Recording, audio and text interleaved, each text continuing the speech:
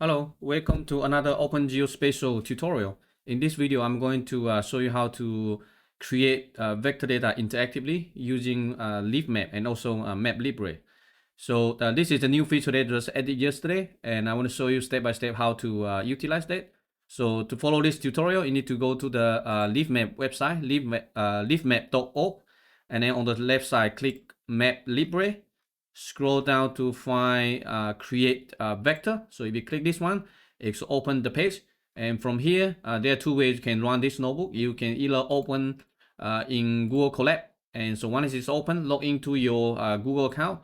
And then the first step, you need to press Control/ on your computer to install the package. Just click run, and then you should be able to run through the code blocks one by one. And so second way, you can download this one to a computer. So you can download this one to whatever directory that you want to have saved to your computer. But you do need to install the Leafmap and MapLibre Python package. So and I have installed all the packages, and this is the Jupyter Lab that I opened here on my local computer. So I don't need to install it. We can just import the MapLibre. So you can just control, oops, or you can hit the the run button. To import the library. So we're going to use the MapLibre mapping backend, and the next step is to create a map. So you can just specify the center, zoom level, and also the style. You can add some base map, layer control, the draw control. You can display this one for now if you want to. So oops. So you can display the map, but keep in mind, if you want to use the editing functionality, create features, don't display the map, because after this display one time, it won't show up again. So if you type this one, it will not show the data layer. So this is kind of right now the limitation. So make sure that you can add the data layer you want, and then the layer control will be this one, and also the draw control is the one in the up on the right side here. So you can specify which line, which shape you want to add. For example, polygon, line string, and also the trace icon that you can delete points. And then from there, you can, for example, you can draw any polygon you like. So for example, here, you can also, after you finish, you can also do the editing. So just click on any vortex, and then you can actually modify the polygon. You can add line as well. So just double click when you're done. You can add a point as well. If you want to delete something, you need to select it and then click this trace icon, then you will be deleted. So you select a line and then can delete it. Select this one, delete it. So the MapLibre already has this draw control that allows you to add points. The problem is that you don't have any attribute, you don't have the property. So I can just, for example, add multiple points. Then if you want to access, for example, the geometries, the one that's being selected will be dot draw draw feature selected. So this is the one that's showing you the feature right now being selected. So it'll be this one. So if you don't select, if you run this one, then you'll be nothing, just empty. You can also use the m.draw feature collection all. So this one will show you all the features that we have drawn on the map. So for example, right now we have 3 points, and this is what it has. You will notice here the property, this one right now is empty, so that means there's nothing. So in order to be able to assign the property interactively, we're going to use the widget. So I'm going to show you the other way. Again, you need to once you satisfy with the base map, then don't display it. So I'm going to just run this one, and then we can specify the properties. For example, the default properties. So this is basically the attribute column you're going to have. So for example, we're going to have the type column, area, name, city. You can do whatever you want. So this value will be the default value. So when you are creating a geometry, if you don't, by default, it's going to assign to this all the values. And if you can also provide the list, we're going to create a drop-down list. So by default, the first one will be the default value. So if you want it to change it, you can switch the order. So this will be the default properties, and then we can just use this function leafmap.create vector data, and then we passing the map, passing the default properties, and also what's the output file extension you want to have. Let's display this one. So just to take a look. So now this widget, we have the map here on the left side. We have the attribute basically on the right side here. And then if you want, there are other additional parameters. So press Control Shift. Shift tab on your keyboard, you can bring up the documentation. So you can provide the map. So for example, we provide the map, you can add whatever data layer and no dual control, but if you don't provide one, it will be created. And the second one is the property. So basically is the default property, and that's the one going to be used here on the right side. And again, you can customize this one. It will be showing up here.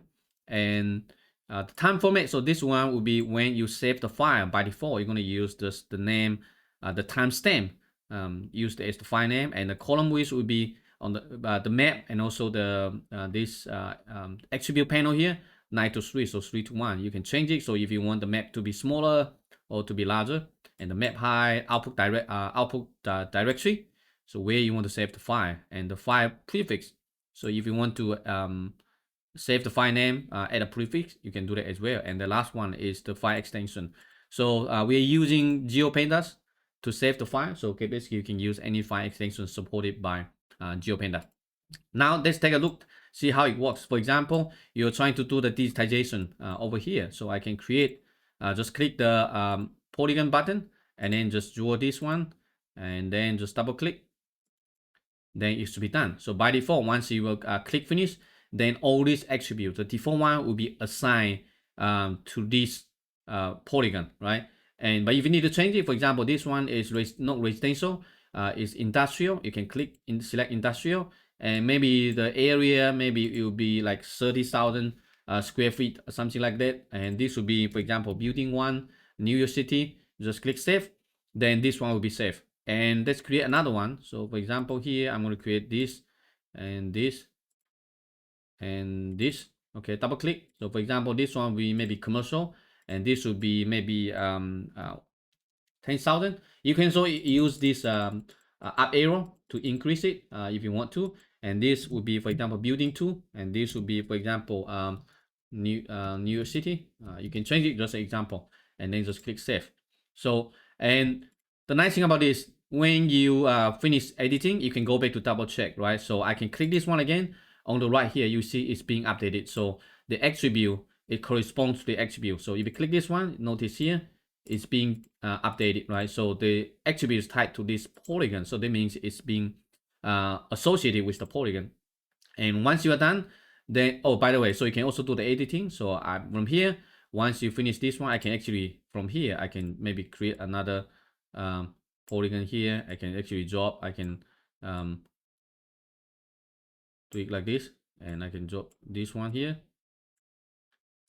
Right, so you can actually make changes to the polygon, and still the attributes being assigned here. You can do the same thing for line and also the points, the same. And I can also create another one here, for example, this. Double click, and like I said, by default, it's going to assign this attribute. So right now, once you're done, you can just click this button, export. So if you click the export, it's going to show you where this has been saved. So it's going to save into your notebook working directory, and the output file name will be like this. So take a look at on the left side here. Now we have this GeoJSON. So the name, year, month, date, and the time, T, hour, minute, second. You can double click, you can open this one here. You can load this one back into Leafmap, or you can use desktop GIS. So I can just open this one, and then maybe Google Satellite, and then I can drag and drop this one to the map. We can take a look.